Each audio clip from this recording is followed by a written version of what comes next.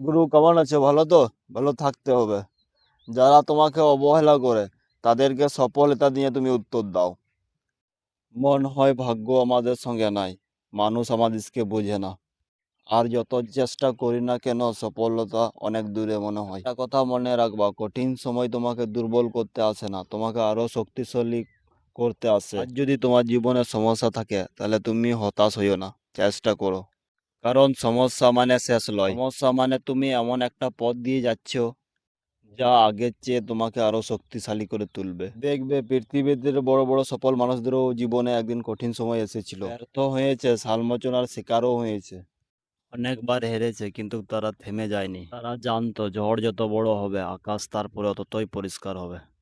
আমরা চাই কিন্তু জীবনে সবকিছু সহজ হোক, কিন্তু সহজ জিনিস জীবনে শক্তিশালী বানায় না।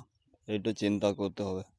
কঠিন পরিস্থিতি মানুষকে শেখায় কিভাবে লড়াই করতে হয়, আবার কিভাবে উঠে দাঁড়াইতে হয়। আজকে তুমি যে কষ্ট পাচ্ছ হয়তো কালকে তোমার সেটাই সবচেয়ে বড় শক্তিশালী হবে। আজ যে তুমি কষ্ট করছো সেটাই একদিন তোমার সফলতা গল্প হয়ে যাবে।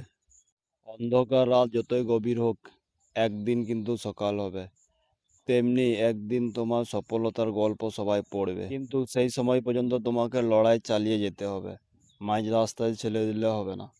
ঠিক আছে বন্ধু, এমনি ডেলি ভিডিও পেতে গেলে লাইক কমেন্ট করে দিও।